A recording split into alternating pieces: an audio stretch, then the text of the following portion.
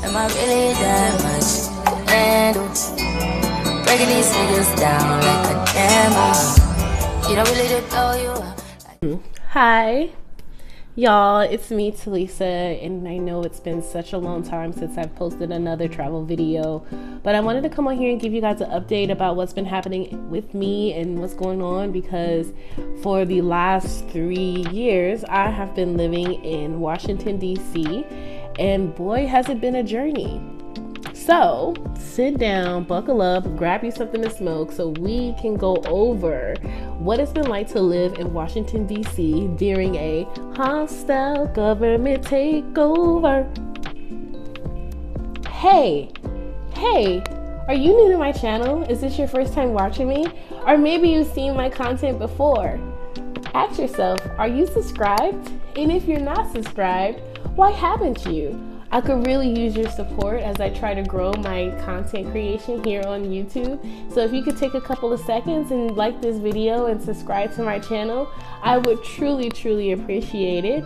And if I don't have your subscription this time, maybe drop in the comments to let me know what I can do to earn your subscription next time. I really am trying to hit 1,000 followers before the year is over, so I would appreciate your help on my journey to growth. So thank you again for watching. Bye-bye.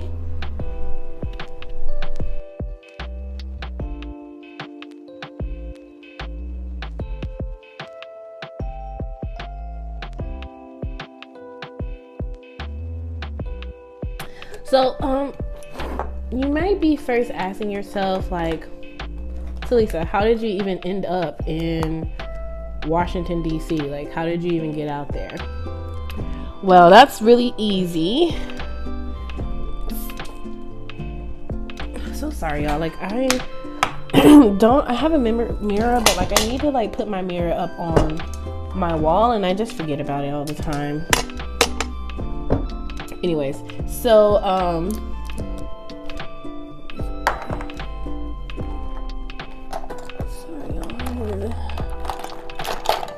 all right, so I first came out to visit Washington, D.C. back in April of 2023.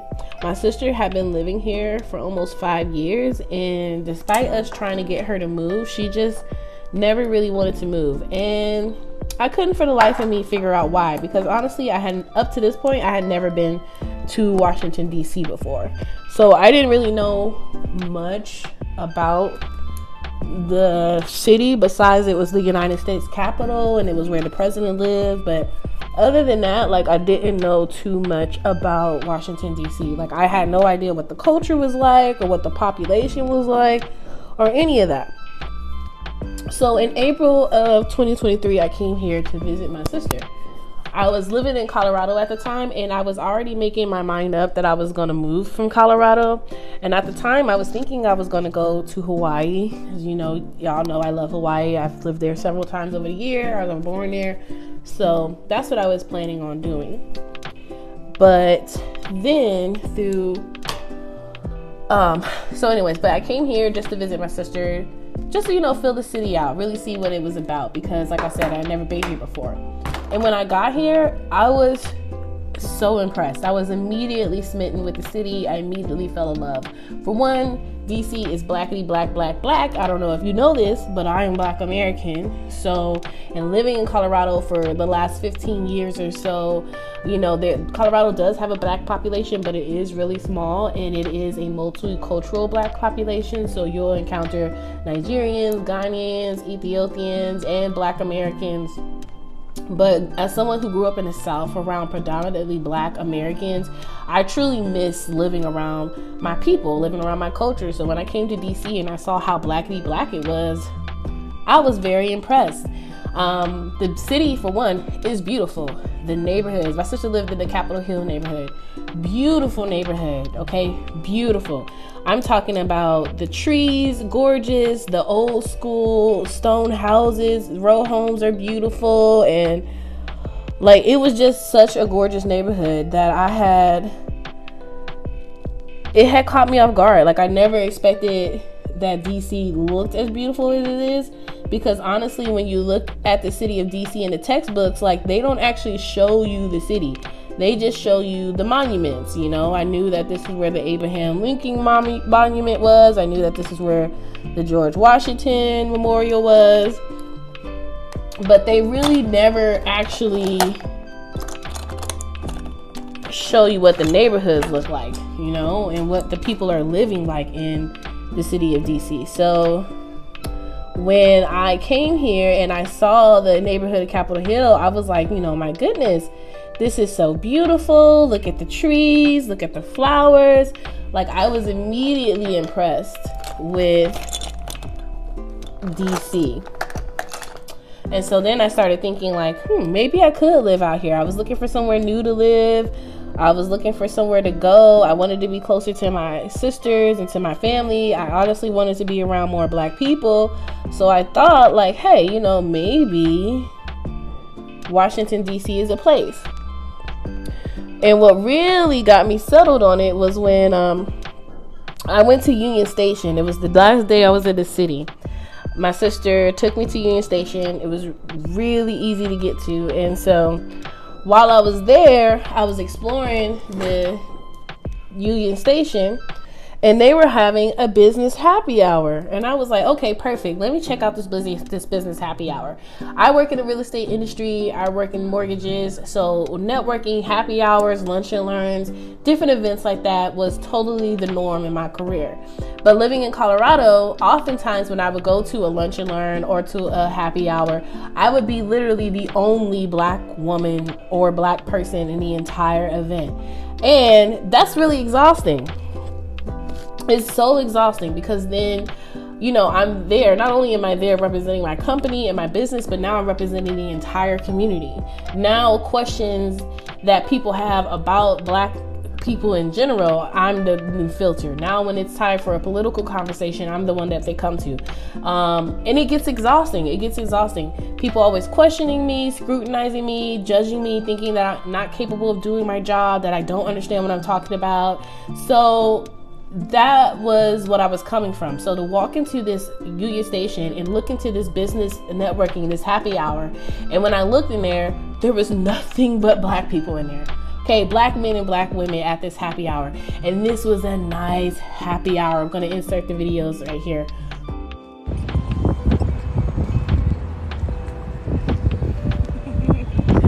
Getting ready to go, y'all.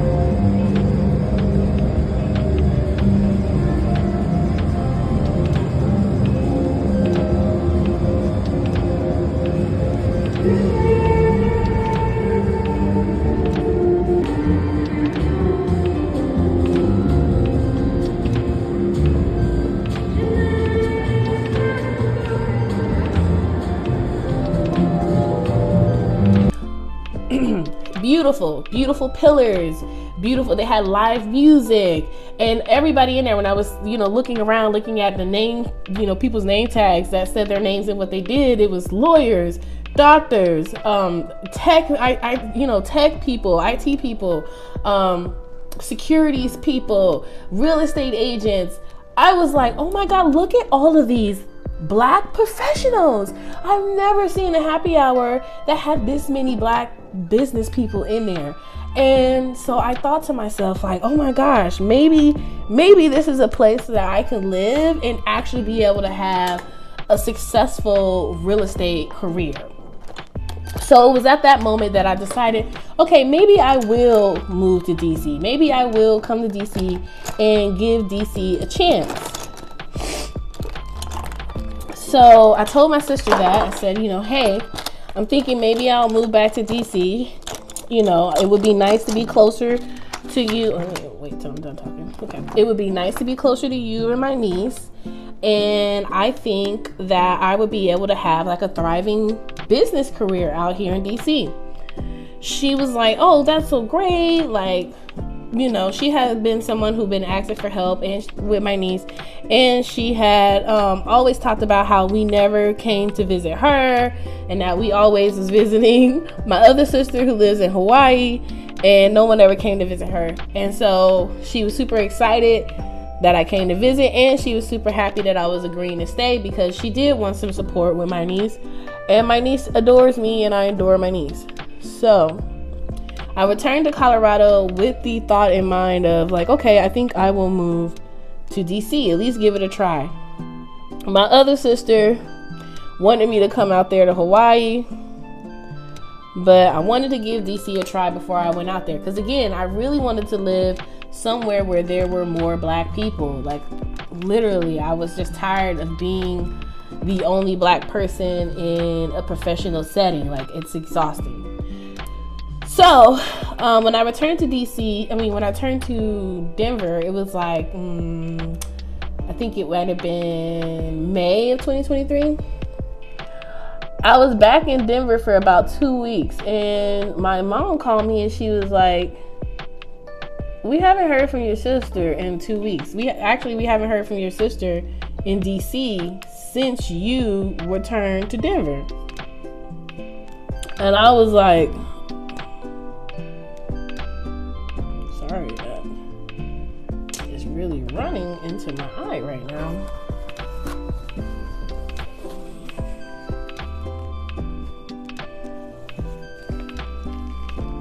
It's really running into my eye right there.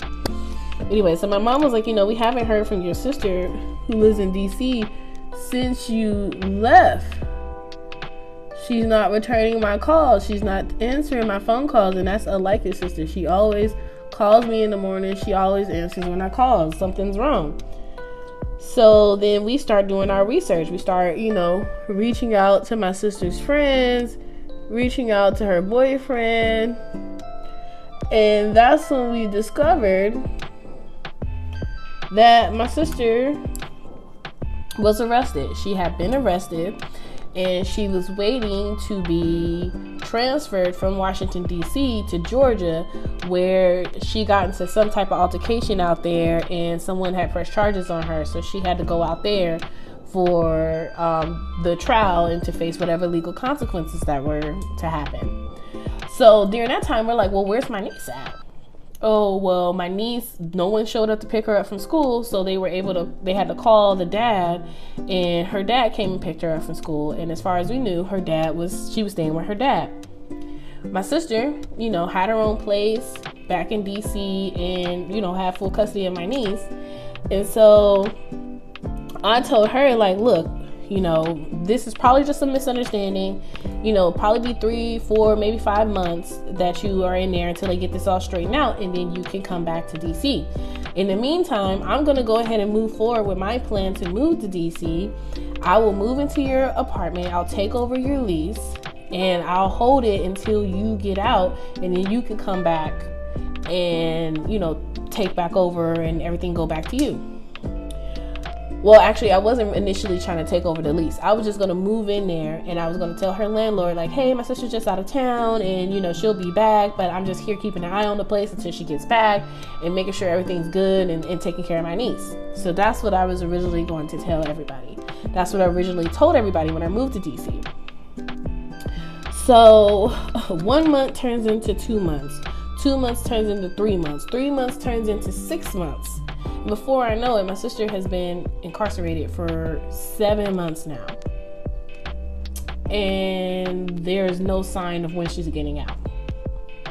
Now, you may be wondering why it took that long. Well, it took that long because when my sister finally made it to Georgia, where she was to go through her trial process, not only did her public defender quit and resign, but the prosecuting attorney also quit and resigned.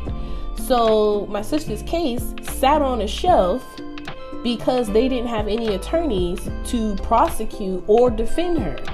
So we had to wait for the county to go through the process of hiring new attorneys, and then for the new attorney to take the file, and then for the new attorney to go through the file before the trial could actually begin. So in that time, my sister's been gone. Her apartment's been sitting. The landlord's like, hey, what's going on? Not only that, my sister's on like government assistance. So they're like, hey, what's going on? We can't keep paying for this place and your sister's not here. So they was like, the only way y'all can continue to live here is if you take over the lease for the house, and if you take over the voucher.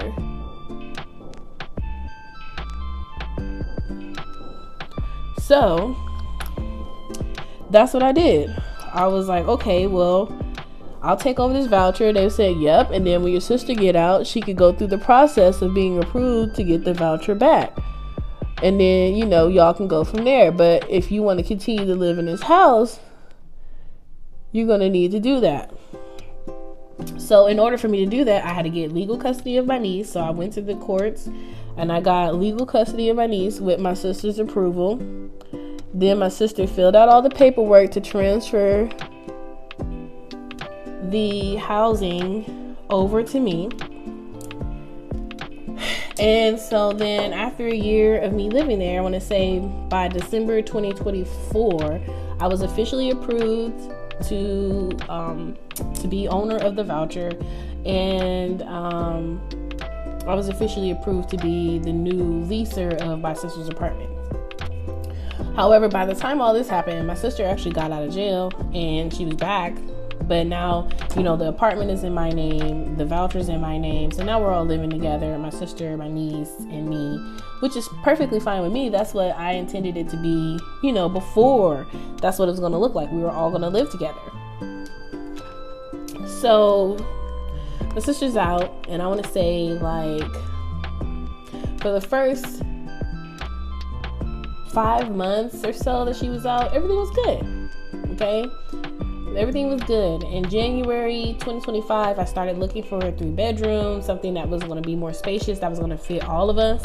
My mom had recently went through like some type of mental health crisis that resulted in her losing her housing and then not being able to take care of herself anymore. So she came to live with us. So it became increasingly important for me to get a 3-bedroom, something that could fit all of us. So, but for the meantime, we're staying in a 2-bedroom.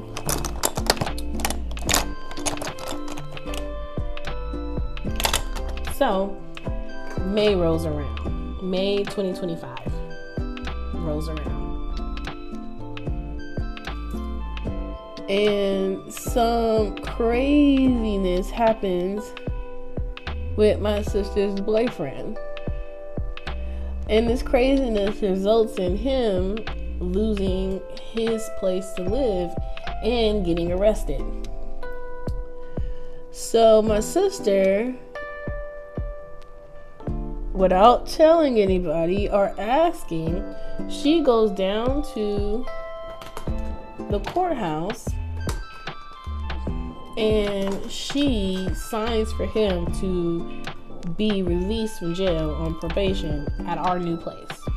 Not our new place, but at the 2-bedroom place that already has me, her, my niece, my mom staying in there. It's 4 people in this 2-bedroom, and now she's done made it so that a 5th person can come and stay there. Didn't ask, didn't talk about it, didn't communicate about it. All right, I let it slide because this is still, we're in her house technically. It's got all her stuff in there. And I was looking for a new place so that we can have a fresh new start. And, we wouldn't have to deal with the awkwardness of this being her place and now it's my place. And so it was easier let's just get a new place, clean slate. It's my place. It's our place. We live there. Let's just do that. But I'm still looking. Like I said, I started looking for a 3-bedroom in January, and it was May, and I still hadn't found. I had applied for several places. I was either outbid or never heard back from the landlord. Just a whole bunch of stuff that made it super, super difficult for me to even find a place to rent. So I'm still looking, but in the meantime, now it's 4 adults and a child in a 2-bedroom house, and we're cramped. We're on top of each other. Stuff is everywhere. I'm upstairs in the bedroom where me, my mom are sharing a room, and my niece was sharing a room with us. And then my sister and her boyfriend were sharing the other room. But then my sister decided that she wants my niece to have her room again, and then she was sleeping in the living room with her boyfriend. So we're all sleeping together. And this house is cramped, stuff is everywhere, and on top of that, we're dealing with an extreme rodent problem, which is another reason for why we were trying so desperately to move, because these rats out here ain't no joke. And I'm gonna give y'all another story time about the rats in DC, because they really are no joke. So, alright, I'm the only one in the house with the car. So of course everyone's using my car to get around and to drive and everything. And then one day my vehicle, one day during the summer, my fucking car gets broken into. This was actually the second time my car got broken into. The first time they didn't actually get anything out of the vehicle. The second time they stole my laptop, my ID, my credit cards, my debit cards, my social security. My whole bag was in my car this time, and they were able to get that and make away with it. A week after my bag got stolen, my car breaks down. Okay, the alternator goes out and the serpentine belt breaks. I have to get that replaced. My brother and my dad helped me replace that. It was about $900 to replace both of those. My phone also breaks. I drop it in the river and it's got a crack in it, so when it lands in the water, it just turns off and never comes back on. Right? So all of this is happening in the month of May. The month of May was just a crazy, crazy month for me. So by, I want to say August, I had my car fixed. I had bought a new phone, and I was well on my way to getting everything back in order, to getting my life back in order. Just for one of these days, my sister was driving my car. Not really sure I'm still not even sure what happened, because no one came and told me. I just walked out to find my vehicle front tire is sitting on a tilt. Right? Like literally my front tire is sitting like, and I immediately go in the house and I'm like, okay, so what the fuck happened to my car? Why is my tire sitting on a lean?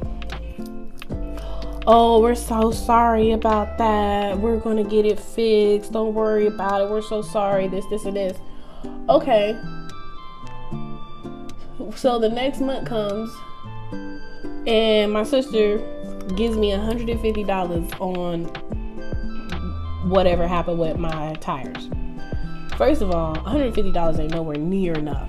That was enough for me to get 2 new tires, because both of my tires, since one of the tires was leaning like this, it was making the other tire, they were both leaning like this a little bit. They're both rubbing on the inside of the car and rubbing bald and popping. So both of my tires popped. So with that $150, I was able to get 2 new tires, but I was not able to fix whatever had my car sitting at a tilt, which really was pissing me off. But I was like, you know what? The car's still running. I'll save up and get it fixed. No big deal. Then, one of these days, I want to say in September, me and my sister get in a huge fight. Big fight. She come home, she's yelling, she's cursing and all this, and she's like, well, you need to leave or else. Look, I'm not a fighter on the best of days, but I dang sure ain't fin to fight my family. That's just not where I'm at in life. You know, I reserve that type of anger and stuff for strangers, for people who are not my family, for people who are not people that I care about. So yeah, I was not about to get in this back and forth and get into this physical altercation with my sister. So I just packed my stuff and left. And in those times, you know, I was staying in my car. Thank goodness I had it. But of course I was driving my car a lot more, so I was popping tires even faster.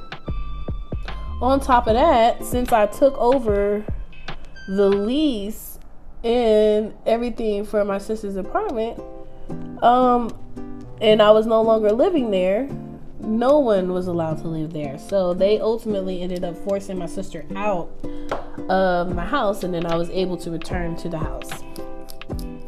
After that, y'all, I'm glazing over it. Like, I'm glazing over so much stuff. I'm just trying to get y'all caught up to like where I'm at right now. So, anyways, the landlord makes my sister leave. So since she left, I was able to return back to my house. I was able to secure a three-bedroom unit. It was a newly renovated row home that I was able to get approved to move into. So November 1st of this year,